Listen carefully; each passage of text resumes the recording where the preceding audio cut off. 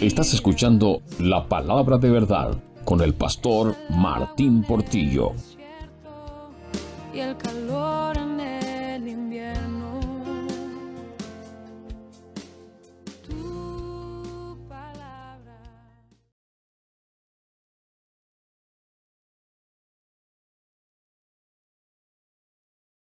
Hechos capítulo 11,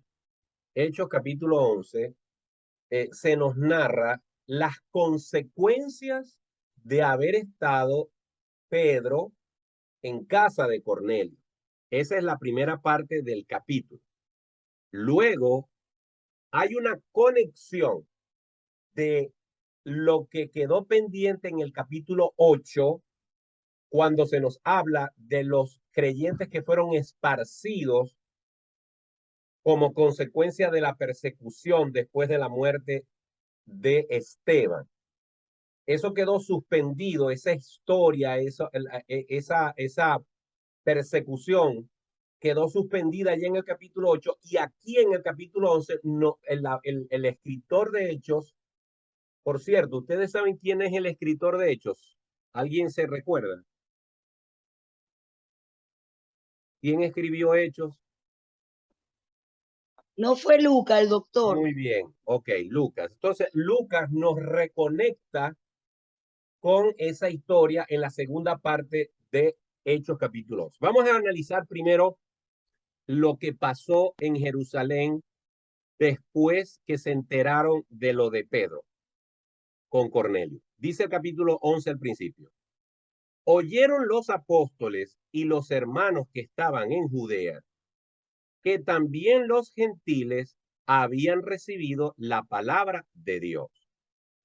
Cuando Pedro estaba en Cesarea, en casa de Cornelio, con otros hermanos de Jerusalén, en Jerusalén todavía estaban los otros apóstoles y los líderes de la iglesia de Jerusalén.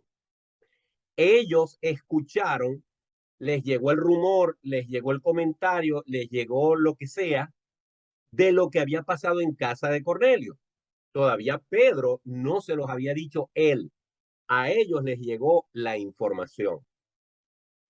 En el versículo 2 dice, y cuando Pedro subió a Jerusalén, disputaban con él los que eran de la circuncisión. Por supuesto, cuando Pedro regresa a Jerusalén, ¿dónde había estado Pedro? En casa de un gentil. El mismo Pedro le había dicho a Cornelio y a su familia en la introducción de su salutación del capítulo 10, les había dicho a esa misma gente que ellos sabían lo grave que era que un judío entrara en casa de un gentil. Si para Pedro, que vio el lienzo bajar en esa visión, que recibió a los enviados de Cornelio, que Cornelio le explicó cómo el Señor le había hablado, si para Pedro fue un problema, fue un choque tener que entrar en casa de Cornelio, imagínense cómo estaba la mente, el corazón, el criterio, la opinión de los apóstoles y hermanos que estaban en Jerusalén cuando escucharon que Pedro había cometido, voy a poner entre comillas, había cometido el desliz, había cometido la blasfemia, como lo queramos ver, de haber visitado a unos gentiles, haber entrado allí. ¿Cómo es posible? ¿Qué nos revela esta actitud de estos hermanos que disputaron con Pedro por haber ido a casa de Cornelio? A ver, alguien que me diga, ¿qué creen ustedes que representa esta disputa de estos hermanos que estaban esperando que Pedro llegara a Jerusalén para formarle un parampampam? ¿Qué nos dice eso? ¿Qué nos muestra eso?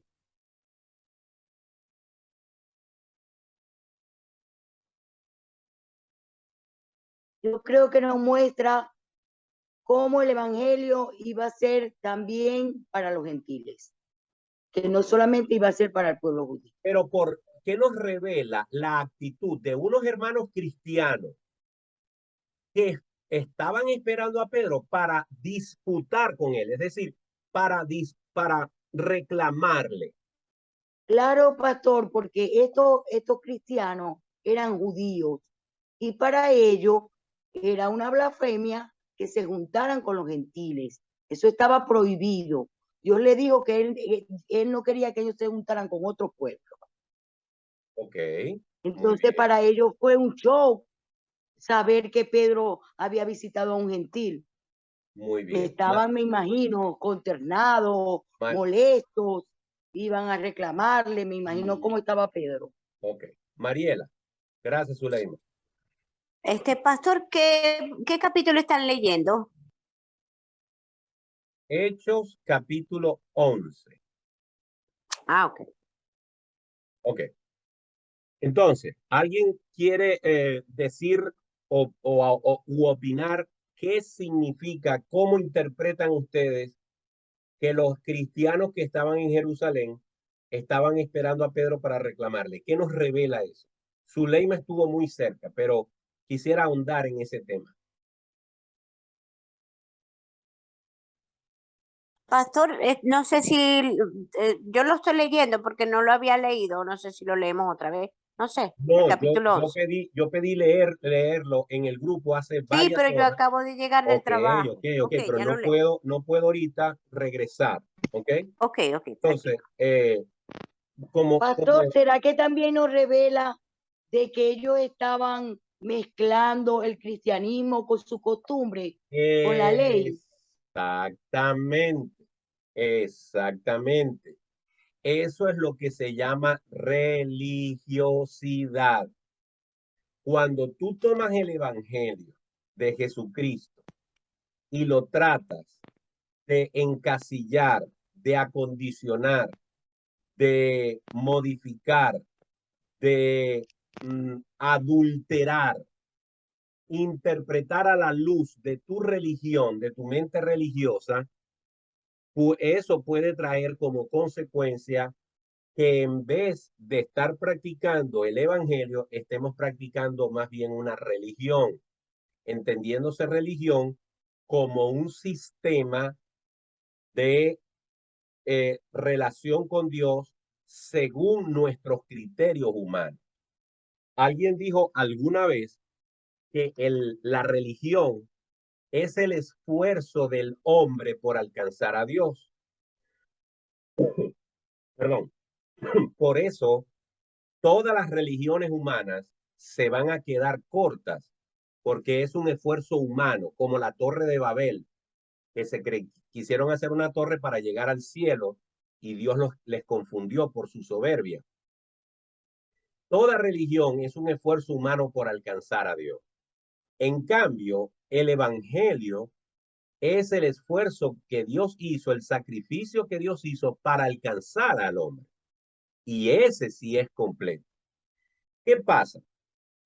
Estos judíos cristianos convertidos creían, y lo hemos resaltado en clases anteriores, eran creyentes, pero ellos pensaban que el evangelio era solamente para los israelitas.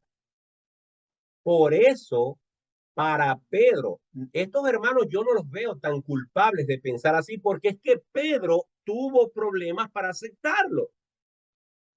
Si Pedro, que fue el que tuvo mayor relación con el Señor en este proceso a través de la visión que Dios le dio, le costó. Incluso recuerden que en la clase pasada vimos cómo Pedro dijo, ahora entiendo que Dios no hace acepción de personas. Es decir, si Pedro, que tuvo los eventos al frente, le costó aceptarlo, cuánto más aquellos hermanitos cuando escucharon desde lejos lo que había pasado. Eso no quiere decir que estaban actuando bien. Lo que quiere decir es qué tan fuerte era el trasfondo de poderse despegar de la ley para entender que el evangelio es un nuevo pacto de Dios con los hombres por medio del cual los hombres pueden reconciliarse con Dios, sean judíos o no sean judíos. Otra cosa que nos representa este versículo 2 Es como Dios está resquebrajando, Dios está desbaratando, Dios está deshaciendo el paradigma en la mente judía de que los gentiles no pueden tener relación con ellos. El Señor está empezando a mostrar que Él se está haciendo de gentiles y judíos un solo pueblo. Pero como todo parto, esto es un proceso que cuesta, que duele. Y ese capítulo, ese versículo 2, nos muestra cuán doloroso está siendo para estos judíos ver cómo los gentiles ahora forman parte de la iglesia. Bienvenida Belkeli, y bienvenida Ana, y bienvenida Neide. No sé si Richard está con Neide, pero bienvenidos todos. Muy bien. Vamos con el versículo 3, diciendo en la disputa: ¿por qué has entrado en casa de hombres incircuncisos y has comido con ellos? Entonces comenzó Pedro a contarles por orden lo sucedido, diciendo: quiero destacar algo de aquí. ¿Cómo esperaron ellos a Pedro? Con un reclamo. ¿Cómo les responde Pedro? ¿Les responde y entra con ellos en una discusión? ¿O Pedro empieza a relatarles lo que aconteció? Evidentemente, Pedro no se detuvo a excusarse. Pedro no entró a molestarse porque le estaban reclamando algo, que es lo que casi siempre nosotros hacemos cuando alguien nos reclama. Cuando nosotros llegamos a la casa, cuando nosotros llegamos a la iglesia, cuando nosotros tenemos una relación personal con quien sea, un familiar, un hijo, un esposo, un hermano en Cristo, el pastor, un hermano de la iglesia, quien sea, y le reclamamos algo, perdón, nos reclama algo, la respuesta de nosotros inmediatamente es ponernos a la defensiva. La carne, el ego, el instinto humano es ponerme a la defensiva y tratar de subir tanto la voz o de dar tanto argumento como se me acaba de reclamar a mí. Pero la actitud de Pedro fue una actitud madura, fue una actitud de ir al punto. Él fue empático, él me imagino, la escritura no lo dice. Él dijo, ellos tienen, yo los entiendo cómo piensan. Yo les voy a contar más bien para que ellos se calmen y entiendan por lo que yo pasé. Es decir, Pedro sabía cómo se sentían ellos porque él había pasado por eso y en vez de responderle, de ripostarles con una mala contesta, con una mala respuesta, él les respondió con eh, con una descripción de lo que sucedió allá. Llama la atención que Lucas por tercera vez repite lo que pasó con Cornelio. ¿Por qué digo la tercera vez? Porque cuando ustedes se van al capítulo 10, el capítulo 10 comienza describiendo lo que el ángel le dijo a Cornelio. ¿Ok? Es más, por cuarta vez, porque cuando los hombres van a hablar con Pedro, diciéndole que Cornelio lo llama, más o menos le contaron lo que ya a Cornelio le había pasado. Luego Cornelio se lo vuelve a contar a Pedro. Y ahora Pedro les vuelve a contar prácticamente la misma historia. Esta repetición continua de la historia del ángel, de la revelación a Cornelio, de lo que le pasó a Pedro en el lugar alto y el éxtasis que tuvo, lo que pasó en la casa de Cornelio como tal. La reafirmación de este tema, lo que está tratando es de dejar claro cuán importante fue este evento en la historia de la fundación de la Iglesia del Señor Jesucristo. ¿Por qué creen ustedes que fue tan importante el evento de Cornelio? ¿Y por qué fue tan importante el que Pedro les contara a estos hermanos con lujo de detalles lo que pasó? ¿Por qué creen que esto es importante. ¿Qué está pasando aquí en este momento?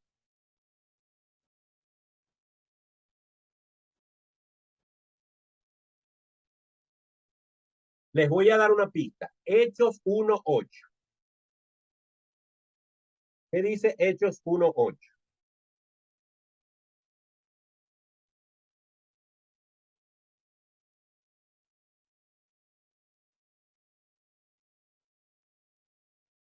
Es el que dice, pastor, pero recibiréis poder. Ese versículo. Ajá. Ajá.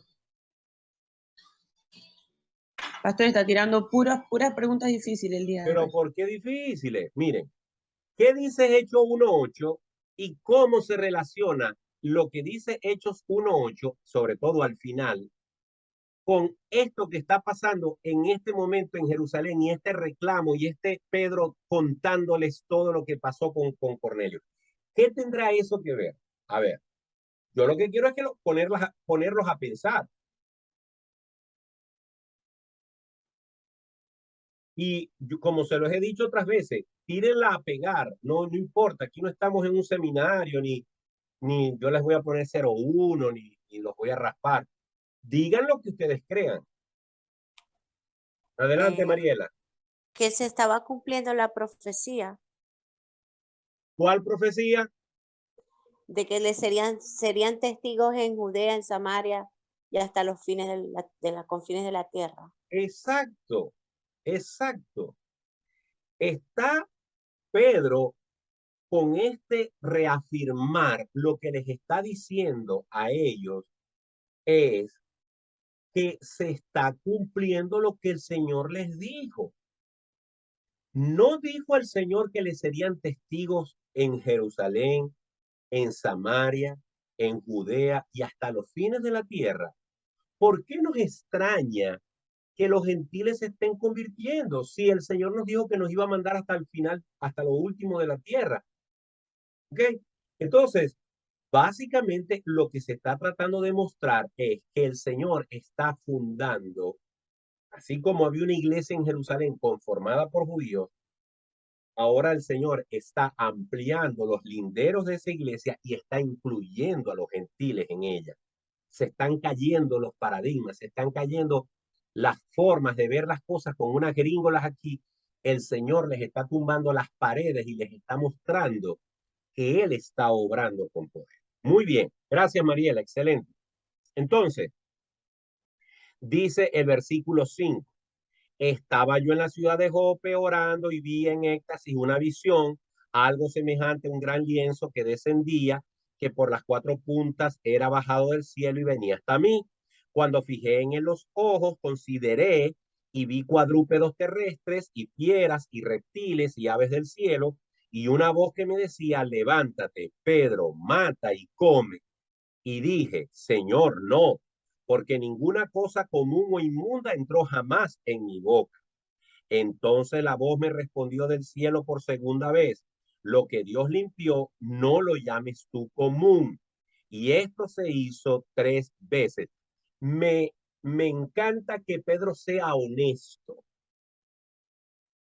Ya dijimos en el capítulo pasado que el Señor le habló 3 veces y las 3 veces Pedro dijo no.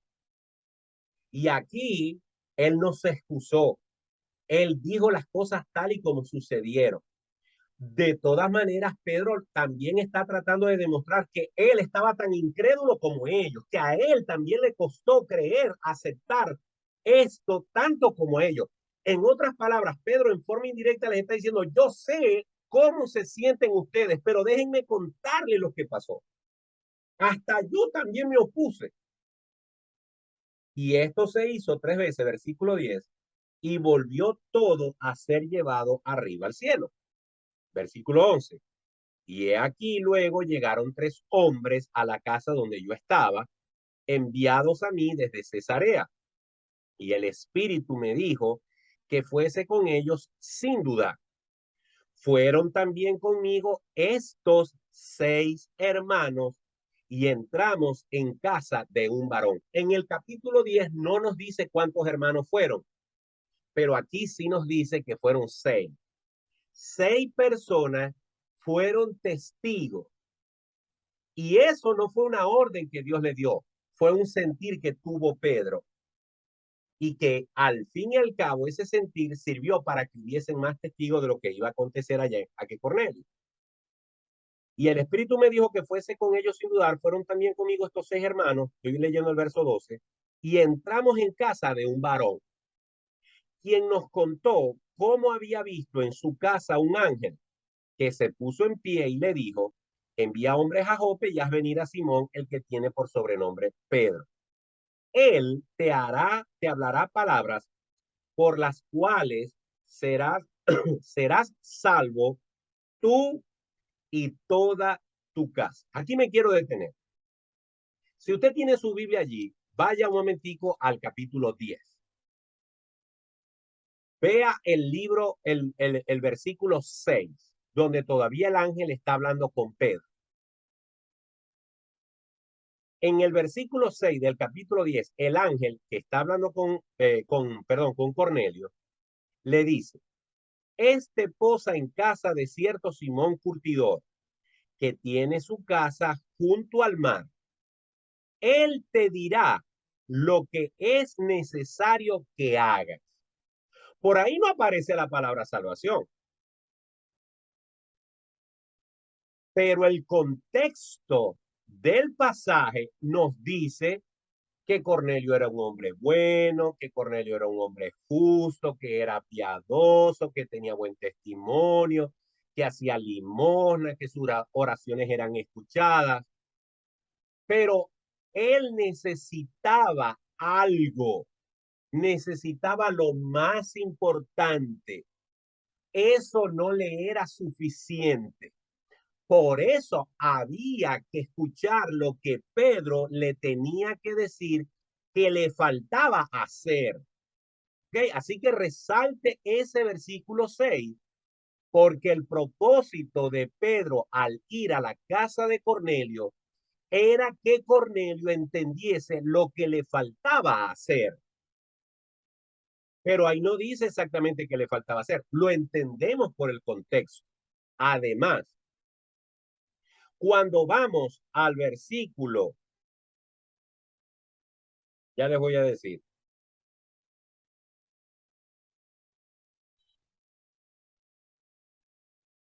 En el versículo 32 del capítulo 10, Cornelio le está contando a Pedro lo que el ángel le dijo. El equivalente del versículo 6 es el versículo 32. Es decir, en el versículo 32 llegamos a la parte de lo que el ángel le dijo a Cornelio con respecto a Pedro. Dice ahí: envía pues a Jope y haz venir a Simón, el que tiene por sobrenombre Pedro, el cual mora en casa de Simón, un curtidor junto al mar, y cuando llegue, él te hablará. ¿Qué le iba a hablar Pedro? El mensaje del evangelio. No habla por ahí en ninguna parte de salvación. Pero luego, cuando Pedro está contando esta parte de la historia, entonces dice el versículo 14 del capítulo 11: él te hablará palabras por las cuales serás salvo tú y tu casa.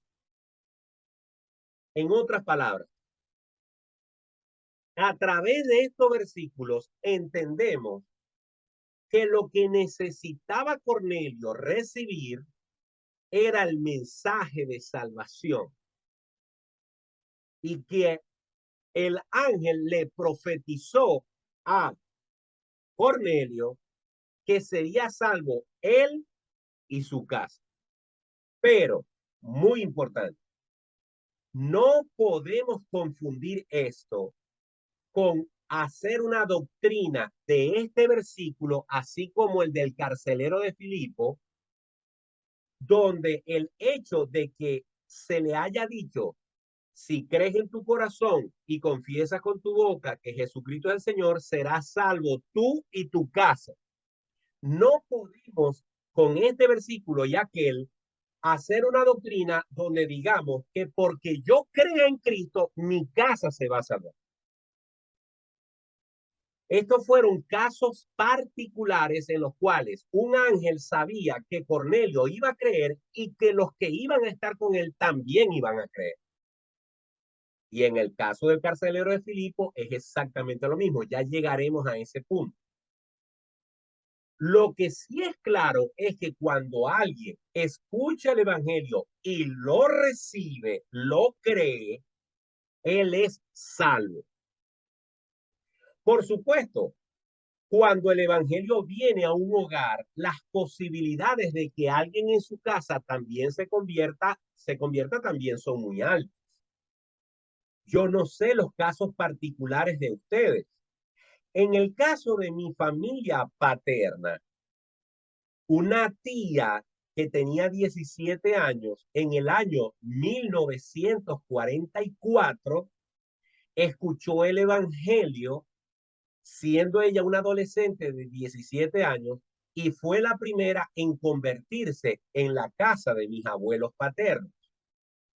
Luego ella llevó el evangelio a esa familia y paulatinamente sus padres, mis abuelos paternos y los hermanos de mi abuelo paterno se fueron convirtiendo al Señor. Pero de los 11 hijos que tuvo mi abuela paterna, incluyendo mi padre, algunos se convirtieron y otros no. Los que no se convirtieron pasaron muchos años alejados del Señor. Progresivamente, el Señor le contestó las oraciones a mi abuela ya muerta, cuando algunos de esos hijos finalmente tuvieron que venir a los pies de Cristo sí o sí. Ejemplo, mi papá, quien vivió de espaldas al Señor por años y no fue sino hasta el final de su vida, 4 años antes de morir, que el Señor, a través de un cáncer, lo llamó a los pies de Cristo y él solito fue a la iglesia y testificó que se había convertido al Señor Jesús.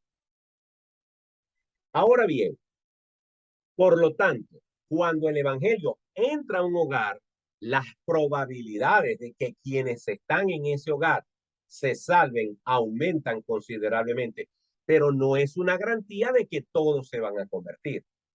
Lo que sí es garantizado es que individualmente, personalmente, todo el que recibe el evangelio será salvo si lo cree de corazón.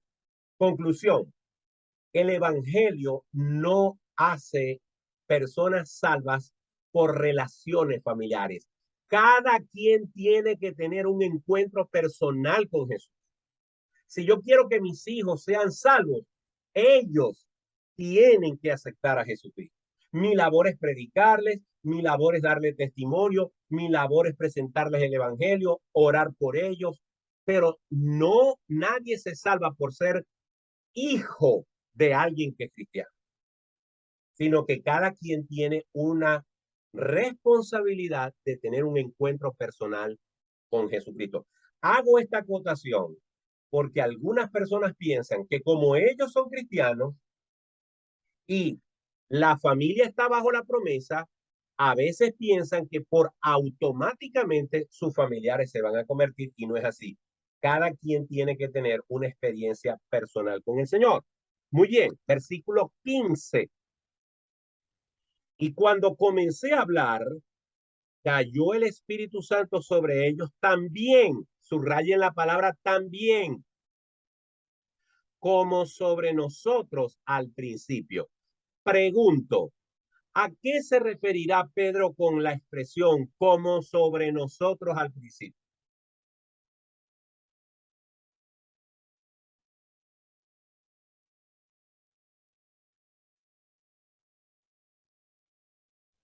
Al día de Pentecostés. Al día de Pentecostés, correcto, correcto. Recuerden, entre el momento que Cristo ascendió al cielo y el día de Pentecostés, hubo un lapso en el cual todos ellos se congregaron unánimes en oración juntos hasta que llegó el día de Pentecostés y el Espíritu Santo se derramó sobre ellos. Ok, ahora, además de que fue como en el día de Pentecostés, entonces, ¿qué quiso decirles Pedro con eso? Que también hubo, en esa ocasión, también hubo manifestación De lenguas. de lengua. Muy bien, perfecto. Se manifestaron las lenguas. Observen que ahí, en el versículo 15, 16, él no menciona las lenguas.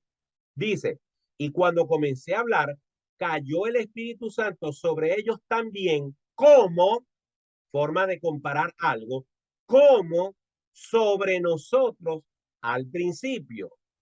Así que está implícito que fue de la misma manera que ocurrió en Pentecostés. ¿Y cómo ocurrió en Pentecostés? ¿Cómo supieron que se había manifestado el Espíritu Santo en Pentecostés? Porque hablaron en lenguas. Volvemos a repetir. Y esas lenguas que eran garabatos, balbuceos, Eran idiomas. eran otros idiomas, eran otros dialectos, eran palabras en otros idiomas, no eran garabatos ni balbuceos. Así que yo no sé qué tipo de idioma habló Cornelio y su familia, pero aquí dice Pedro que se manifestó como en ellos al principio. Y la pregunta es, ¿por qué se manifestó el Señor o el Espíritu Santo en lenguas en Cornelio y en su familia? ¿Con qué fin?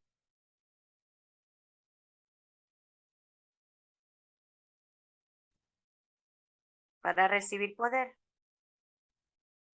No. ¿Cuál es el fin de las lenguas según lo que hemos estudiado en el libro de los Hechos? ¿Para qué se manifestaron las lenguas en Jerusalén? ¿Para qué se manifestaron las lenguas en Samaria? ¿Para qué se manifestaron las lenguas en la casa de Cornelio?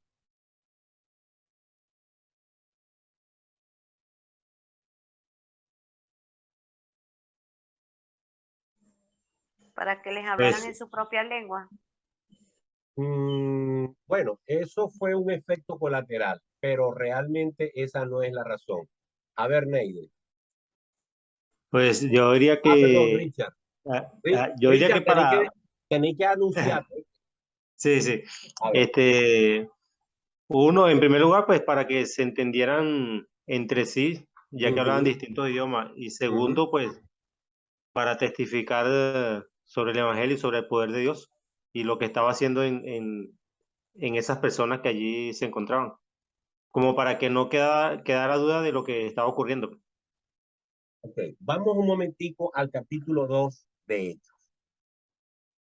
Ubiquémonos en el contexto.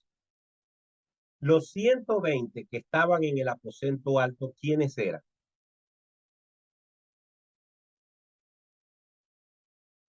A ver, quiero hacer de la clase algo práctico, ¿ok? ¿Quiénes eran las 120 personas que estaban en el aposento alto esperando la promesa del Espíritu Santo? ¿Quiénes eran?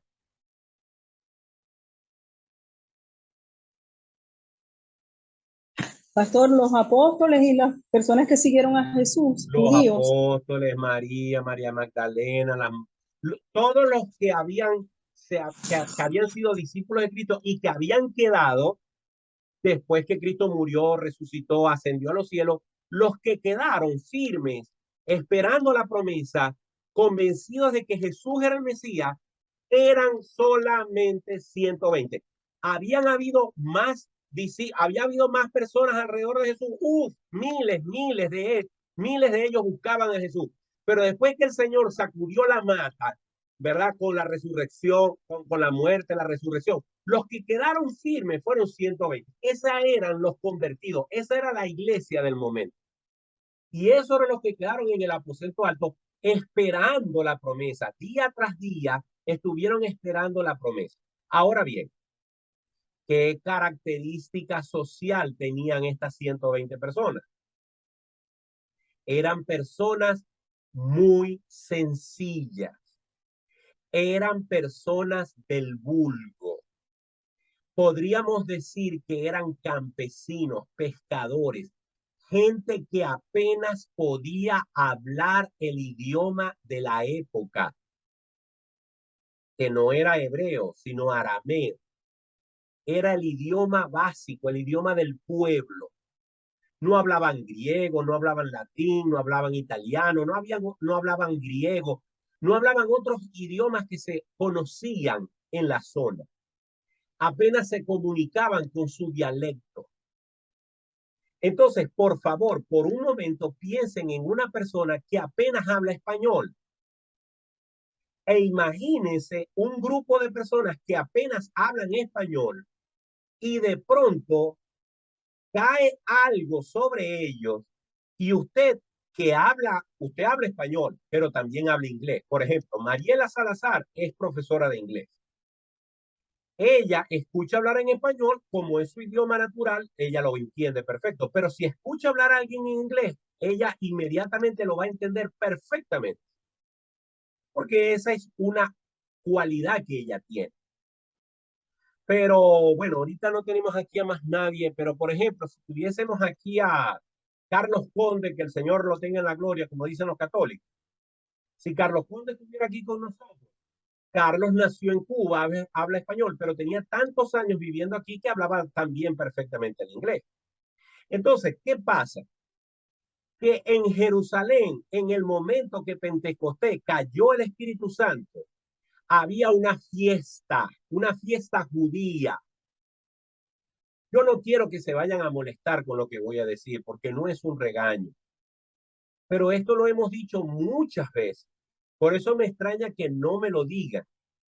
En Jerusalén había una fiesta de Pentecostés, que es una fiesta 50 días después de la Pascua. Y allí se manifestó el Espíritu Santo. El Señor preparó el escenario. ¿Por qué? Porque Jerusalén estaba llena de judíos que vivían en otras zonas, en otras partes. Estos judíos hablaban otros idiomas. Hablaban griego, hablaban latín, hablaban italiano, hablaban otros idiomas de la época. Y ellos escucharon a los 120, cuando cayó el Espíritu Santo, los escucharon hablar las maravillas de Dios en los idiomas que ellos hablaban en esa zona, solo que estaban de visita en Jerusalén. ¿Qué pasa? Que cuando ellos escuchan a esta gente que ellos sabían que eran campesinos, pescadores, gente sencilla, hablar en sus propios idiomas, se quedaron atónitos. Unos estaban tan atónitos que estaban maravillados. Otros decían, están llenos de mosto, están borrachos. ¿Por qué pasó esto? Para anunciar las maravillas de Dios en sus propios idiomas, como lo dijo ahorita Mariela, pero también para evidenciar que estos hombres y estas mujeres solamente podían estar haciendo esto si y solo si algo celestial los había llenado. Solamente un milagro de 120 personas hablando en distintos idiomas que no conocían pudo darse si algo del cielo los había llenado. Por eso se manifestaron las lenguas en Jerusalén el día de Pentecostés. Por eso se manifestaron en Samaria. ¿Por qué se vuelven a manifestar en Samaria? Y no se manifestaron en Jerusalén en otras conversiones, porque ya los judíos tenían la evidencia del Espíritu Santo, ya no hacían falta más las lenguas en ese caso. Luego en Samaria se vuelven a manifestar porque eran un pueblo distinto, un pueblo despreciado por los judíos, más o menos como los gentiles. Y era necesario que el Espíritu Santo hiciera el mismo milagro de hablar en otros idiomas para que ellos creyesen que era el Espíritu Santo. Y luego pasa en casa de Cornelio con el mismo propósito. Pregunto de nuevo entonces, ¿para qué se manifestaron las lenguas en estas tres oportunidades? ¿Alguien me lo puede decir? Lo acabo de decir, pero quiero que alguien me diga si lo entendió. ¿Para qué se manifestaron las lenguas en estas tres ocasiones? Con los judíos, con los samaritanos y con los gentiles. Bueno, pienso yo que primero para Dios manifestar su poder y para que ellos vieran que no era nada hecho o ideado por los hombres, sino que venía de arriba. Ujú. ¿Qué más?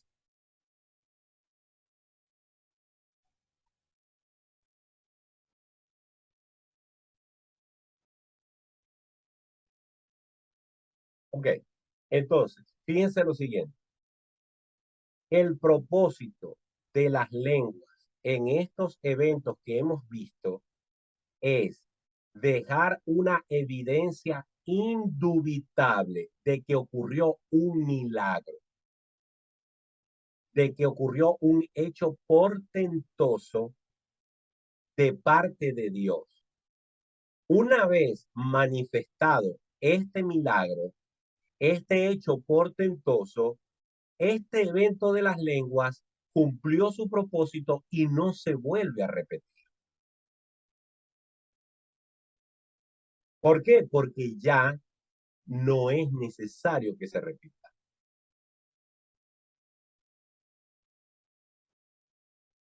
Ok, sigamos.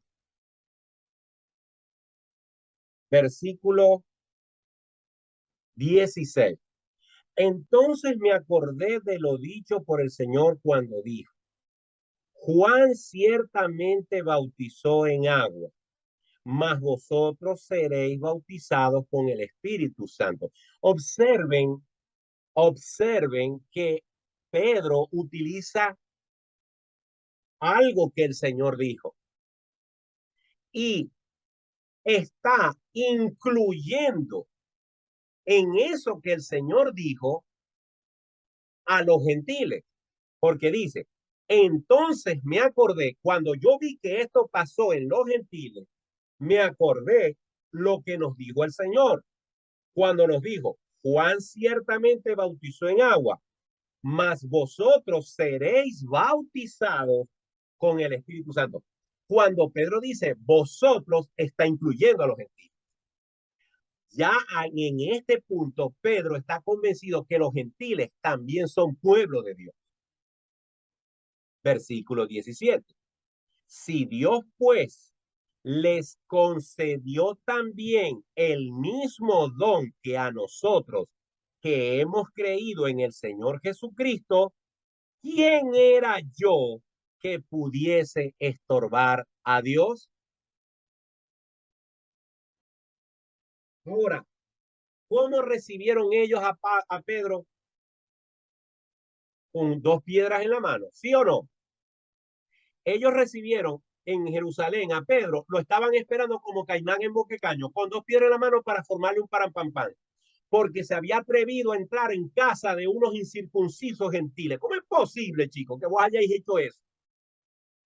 Pedro, en vez de responderles con dos piedras en la mano, les dice, take it easy, déjenme explicar qué fue lo que pasó. Pácata, pácata, pácata, pácata, pácata, pácata, pácata, pácata. Y cuando él llega a este punto, mire lo que dice el verso 18.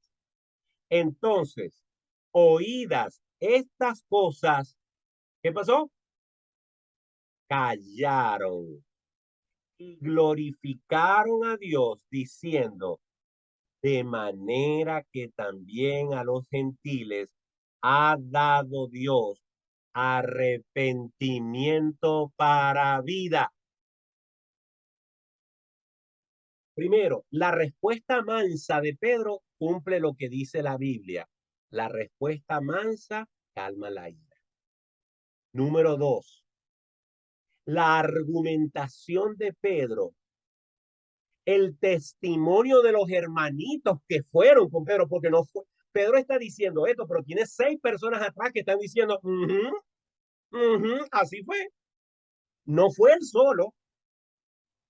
Ahí el Señor ató los cabos y se ve la razón por la que Pedro se llevó 6 hermanos sin saber lo que iba a pasar. Pero el Señor, que sabe hacer todas las cosas, las acomodó. El hecho de que Pedro, el apóstol, el líder de la iglesia, les dijera esto, más el testimonio de los hermanos, más los eventos como tal, definitivamente acallaron las cosas. Y ellos se callaron, lo cual demuestra que estos hermanos, al igual que Pedro, no se siguieron resistiendo a su mente religiosa, sino que dijeron, el Señor sea glorificado. Cuando nosotros rompemos nuestros paradigmas religiosos para entender que la vida cristiana no es un conjunto de reglas y de normas humanas, sino es poder de Dios para salvación, entonces podemos entender que Dios tiene misericordia de quien Él quiera tener misericordia. Pero lo que me llama la atención es que ellos dicen, de manera que también a los gentiles ha dado Dios, por favor, subrayen esa palabra, arrepentimiento para vida. Vuelvo a reiterar algo que yo les he dicho en estas clases y se lo seguiré reiterando. Quien no se arrepienta de sus pecados no ha nacido de nuevo. El evangelio no es una forma de tener una relación romántica con Dios. El evangelio no es una forma de que Dios me bendiga y me prospere. El evangelio no es una forma para que Dios me sane y me haga feliz. No, eso no es el evangelio. La Biblia dice, no me avergüenzo del evangelio porque es poder de Dios para salvación a todo aquel que cree. Y después que Pedro les dice todo esto, ellos no se maravillaron de que hablaron en lenguas, ellos no se maravillaron de eso, ellos se maravillaron de que Dios les permitió a los gentiles ser salvos porque también se arrepintieron. Y esto lo podemos atar, vayamos a Hechos capítulo 2, vayamos a Hechos capítulo 2, que ya tuvimos hace rato por allí.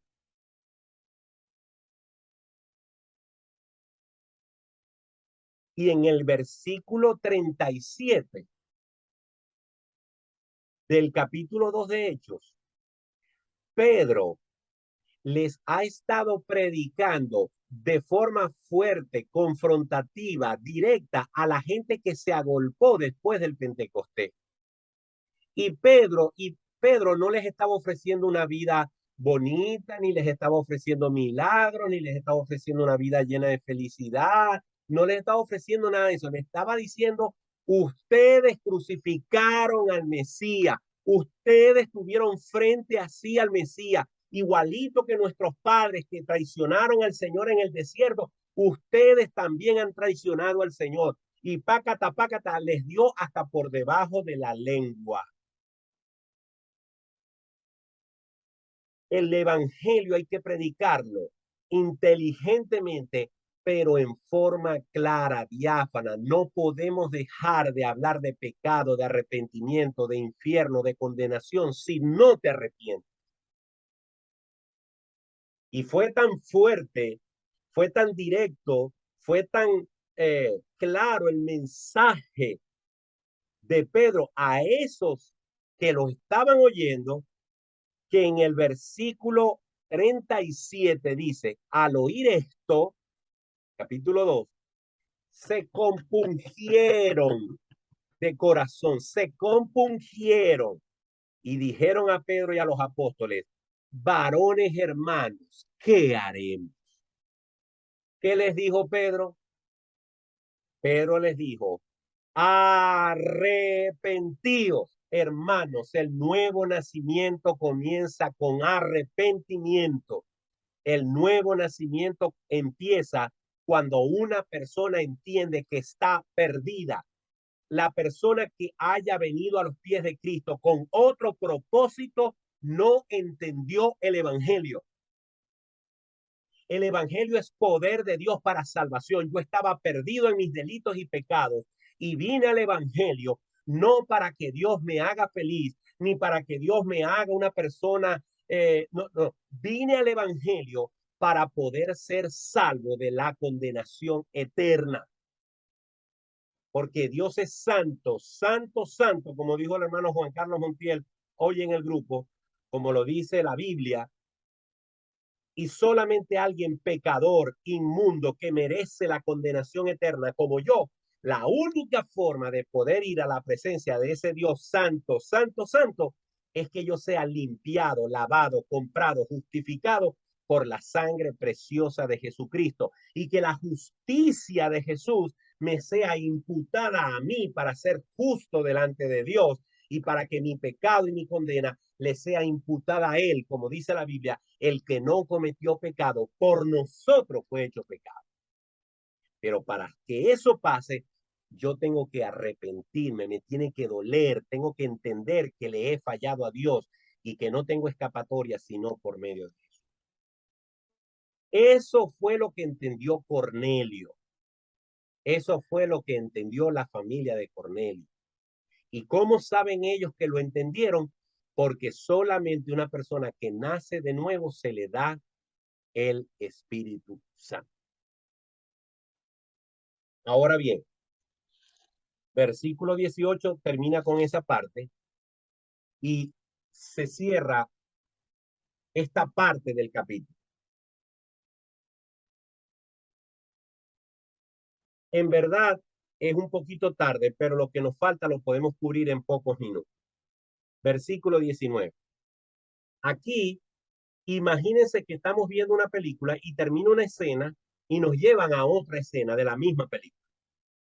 Versículo 19.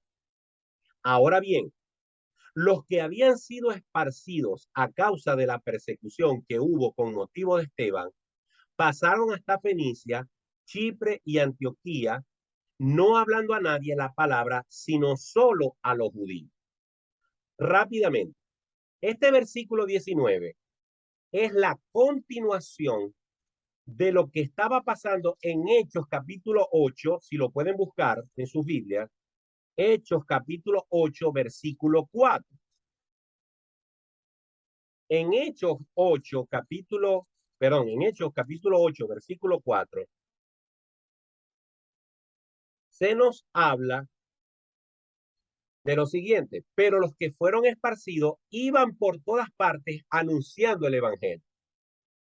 Estos que fueron esparcidos fue por la persecución que hubo después de la muerte de Esteban y cuando Pablo salió a perseguir a cristianos y a tratar de ponerlos presos. El versículo 4 del capítulo 8 dice que esos hermanos fueron esparcidos y fueron anunciados por todas partes el evangelio. Ese grupo de personas no se nos vuelve a hablar de ellos más. Entonces se nos vuelve a hablar de ellos en el versículo 19 del capítulo 11. Es decir, 3 capítulos después, Lucas conecta la historia de aquellos con estos.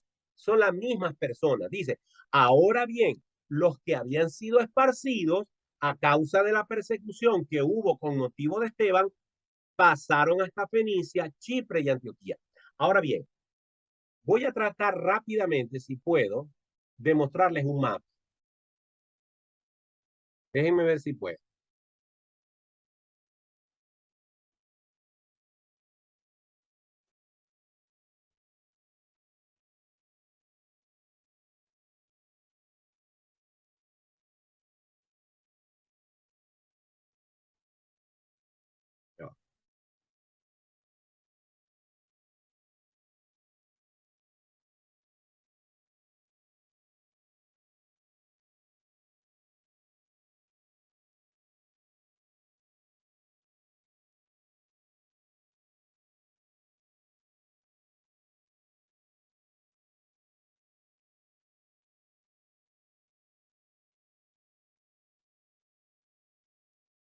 Por favor, alguien que Belkeli, que la estoy viendo porque se me redujo la pantalla. Belkeli, se ve un mapa ve un mapa ahí, se ve un mapa. Ok, ok. Si ustedes logran ver el mapa, yo estoy parado ahorita en la ciudad de Jerusalén. Ok, este puntico que está aquí, si lo logran ver, donde estoy moviendo el mouse, es Jerusalén. Ok, entonces, Antioquía está hacia el norte. Ok, todo esto que está aquí en esta costa, los cristianos que habían sido perseguidos aquí en Jerusalén, ¿ok? Fueron hacia el norte, hacia Antioquía, ¿ok? En esta zona de aquí. A eso se está refiriendo Lucas cuando dice que fueron hasta Chipre. Observen que aquí dice Chipre, es una isla que está allí en el mar. También fueron hasta Fenicia, que no la veo aquí en este mapa, y fueron hasta Antioquía. ¿Por qué quiero señalarles a Antioquía? Porque Pastor, ¿puede darle un poquitico de zoom al mapa o usar el marcador porque no lo vi? ya va. No tengo idea cómo se hace eso. Déjame ver aquí. Déjame ver si yo. Aquí está.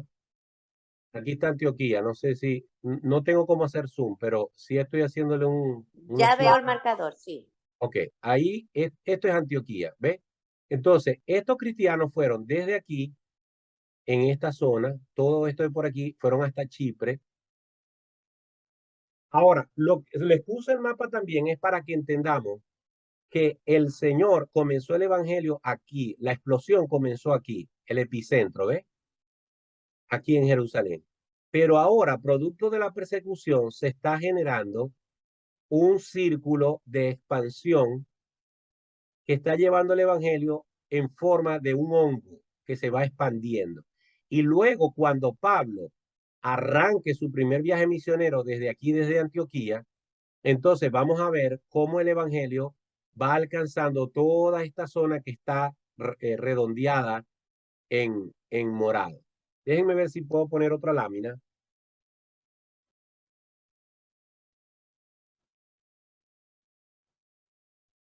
Ok, creo que no.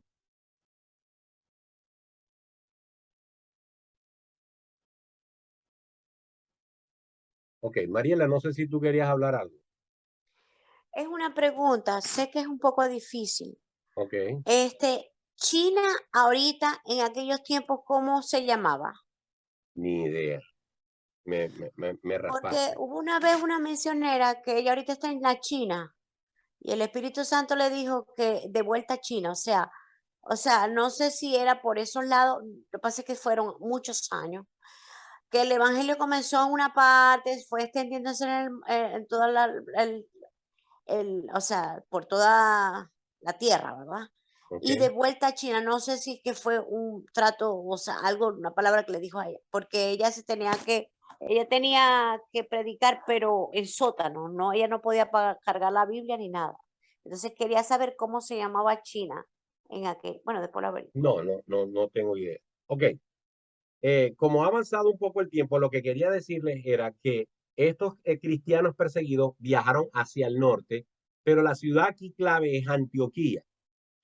Ahora, observen que el verso 19 dice, no hablando a nadie la palabra, sino solo a los judíos. ¿Alguien podría decirme qué quiere decir eso?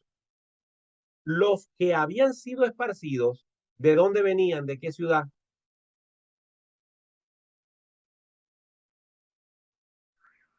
De Jerusalén. De Jerusalén. Muy bien, perfecto.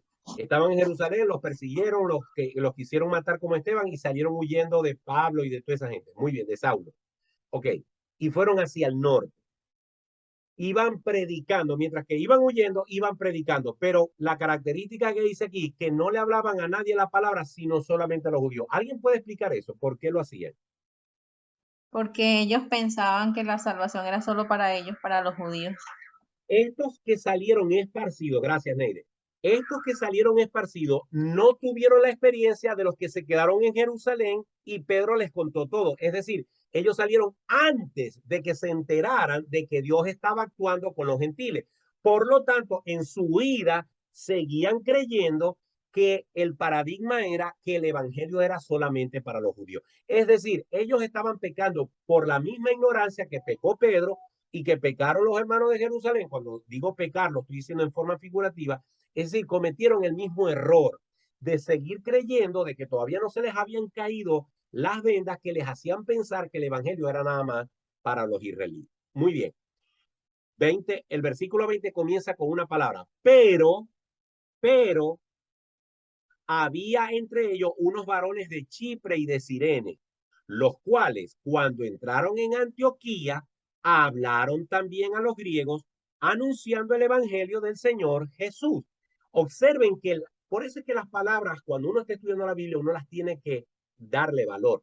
La palabra pero está en contraposición a cómo termina el versículo anterior. El versículo anterior dice que los que salieron huyendo de Jerusalén, que eran judíos, solamente le hablaban a judíos. Y que fueron a Fenicia, que fueron a Chipre y que fueron a Antioquía. Pero la característica de estos predicadores que están huyendo es que solamente hablaban judíos. Entonces, Lucas dice, pero, es decir, el Señor proveyó otra forma de romper el paradigma. Pero había entre ellos unos hermanos que eran de Chipre y de Cirene. Eran judíos, pero su formación había sido en pueblos gentiles. Tenían un corazón más proclive hacia los gentiles. No tenían tanta predisposición como los judíos de Jerusalén. Es decir, eran más flexibles en la norma. Y cuando entraron a Antioquía, hablaron el evangelio a los gentiles. Versículo 21, y la mano del Señor estaba con ellos, es decir, el Señor los estaba bendiciendo. Y gran número creyó y se convirtió al Señor. Yo quiero destacar que una cosa es creer y otra cosa es convertirse.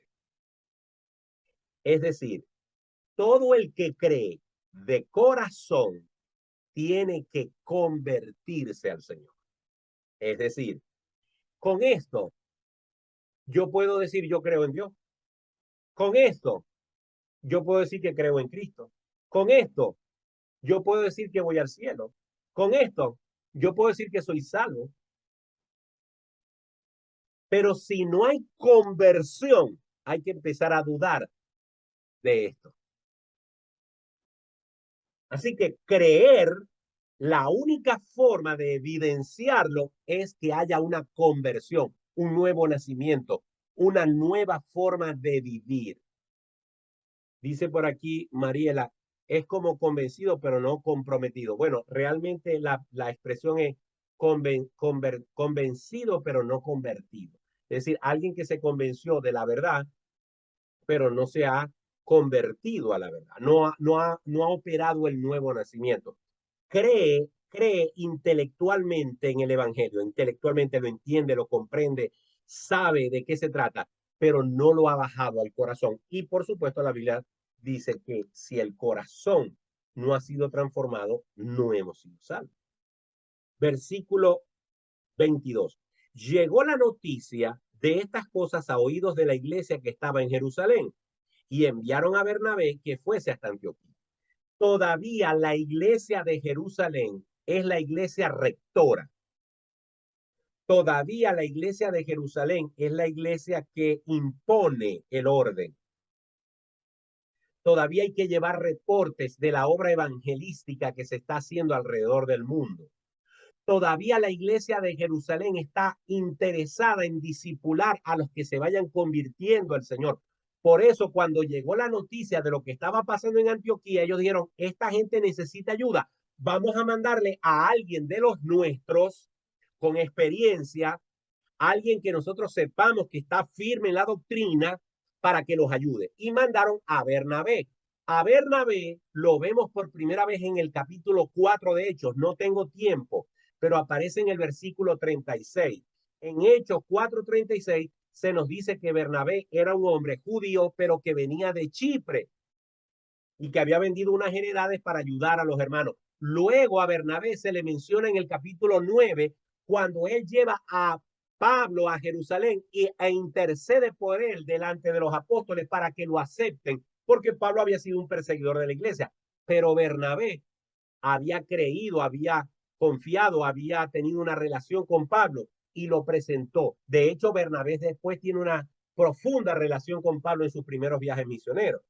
Y aquí vuelve a aparecer Bernabé por tercera vez, siendo el enviado de la iglesia de Jerusalén a Antioquía para que ayudase allá a los hermanos a discipular a los nuevos creyentes, dejando claro, y no puedo entrar en detalle, que Antioquía era una ciudad profundamente idólatra, profundamente promiscua. Habían templos donde los actos de adoración eran orgías sexuales.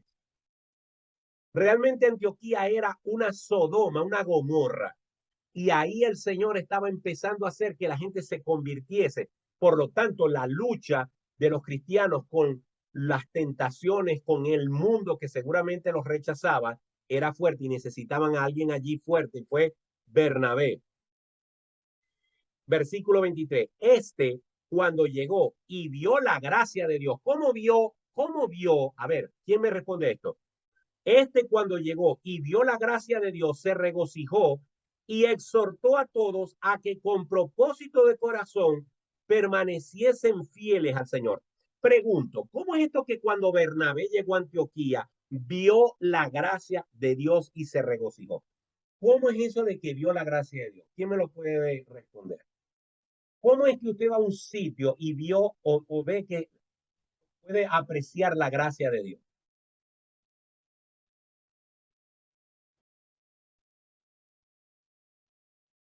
Pastor, no sé si era por la cantidad de personas que se estaban convirtiendo, por los frutos que estaban dando, pues, como Ok, hijos de Dios. ok. Acabamos de decir que Antioquía era una ciudad profundamente corrupta. Y estamos diciendo que un hombre creyente va a esa ciudad y dice que vio la gracia de Dios. ¿Qué es la gracia de Dios? El Evangelio dice, somos salvos por medio de, por gracia sois salvos, por medio de la fe. Y esto no es de vosotros, sino que es un don de Dios. Es decir, cuando Bernabé llegó a ese sitio tan corrupto y vio gente reuniéndose para escuchar la escritura, para escuchar la palabra, hablando de Cristo, adorando al Señor, él vio la gracia de Dios porque vio el efecto del evangelio en esta persona. Cuando uno ve a una persona que vivía una vida de espaldas a Dios y uno empieza a ver los cambios y empieza a ver su lenguaje y empieza a ver su actitud ante la vida distinta conforme a las escrituras, uno puede palpar prácticamente la gracia de Dios porque uno ve cómo alguien que estaba perdido ahora es salvo, ahora tiene otra actitud. Ahí nosotros podemos contemplar la gracia de Dios. Pero es importante resaltar que él les exhortó a que se comprometieran, a que tuvieran un propósito de ser fieles al Señor. Versículo 24. Porque era varón bueno y lleno del Espíritu Santo y de fe, y una gran multitud fue agregada al Señor. Después fue Bernabé a Tarso para buscar a Saulo y hallándole le trajo a Antioquía. Por cierto, hasta el versículo 24, ¿verdad que no volvemos a ver las lenguas allí?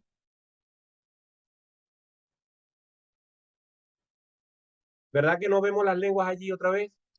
No, no ha vuelto a suceder. ¿Por qué? Sobre todo porque es Antioquía, una ciudad llena de pecado. Y dice aquí que mucha gente dice, una multitud fue agregada al Señor. Pero qué raro, no aparece nada de las lenguas. ¿Por qué será? Porque ya no era necesario. Porque ya no era necesario. Estas personas se convirtieron al Señor, fueron selladas por el Espíritu Santo, pero ya no era necesaria la manifestación del mismo milagro, porque ya el Espíritu Santo en la casa de Cornelio simbólicamente le había sido dado a los gentiles. Ya no hace falta esa refrendación del bautismo del Espíritu Santo, el cual ocurre cuando una persona se ha convertido genuinamente al Señor. No es que se convierta al Señor y después hay que ponerle las manos para que reciba el Espíritu Santo. Eso no es bíblico. ¿Ok? ni podemos usar esas experiencias de las que ya hablamos para refrendar eso. Ahora, cuando una persona cree en el Señor Jesucristo, el Espíritu Santo la sella y está bautizada por el Espíritu Santo. ¿Ok? Versículo 24. Perdón, versículo 25. Después fue Bernabé a Tarso para buscar a Saulo y hallándole le trajo a Antioquía. ¿Por qué creen ustedes que Bernabé fue a Tarso a buscar a Pablo, a Saulo? ¿Qué les hace pensar que Bernabé fue a buscar a Saulo hasta Tarso? Tírenla a pegar. Para que los ayudara a compartir el evangelio. Para que los ayudara. La necesidad era tan grande que necesitaba a alguien que lo ayudara. Ahora, fíjense que él no va a Jerusalén. Él no va a Jerusalén. Va a Tarso a buscar a Pablo, que por cierto, hacía rato, si ustedes van al capítulo 9, Saulo tuvo que huir a Tarso porque los griegos lo querían matar, ¿se acuerdan? ¿Ok? Les repito, capítulo 9, versículo 29. Dice, y hablaba denodadamente en el nombre del Señor y disputaba con los griegos, pero estos procuraban matarle. Hechos 9:29. Versículo 30. Cuando supieron esto, los hermanos le llevaron hasta Cesarea y le enviaron a Tarso. Desde ese versículo hasta aquí ya había pasado un cierto tiempo que Saulo había desaparecido de la escena y Bernabé lo va a buscar. Ahora, ¿por qué a Saulo? Porque Saulo era judío, pero también era romano. ¿Por qué? Porque Saulo era judío, pero también tenía una mente y un corazón gentil. Porque se tenía que cumplir lo que el Señor le había dicho a Ananías, que Pablo iba a ser un instrumento en sus manos para el pueblo gentil. Simplemente el Señor está atando cabos. Y Antioquía se va a convertir en la iglesia plataforma para el ministerio evangélico más grande que ha conocido la humanidad, que fue el ministerio del apóstol Pablo. Versículo 39. Perdón, versículo 26. Y se congregaron allí todo un año con la iglesia y enseñaron a mucha gente. Y a los discípulos se les llamó cristianos por primera vez en Antioquía. Observen que en el verso 26, ok, Mariela se le está acabando la batería, por si acaso la ven que desaparece. Bueno, Mariela, esperemos que te aguante, ya estoy terminando. Y se congregaron allí todo un año con la iglesia. ¿Qué hicieron en la iglesia en ese año? Los enseñaron.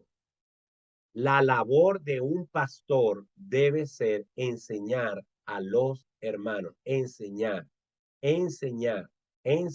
capacitar, discipular, preparar a otros para que conozcan el evangelio, para que lo puedan predicar, para que lo puedan defender, para que lo puedan compartir, para que se puedan edificar a sí mismos.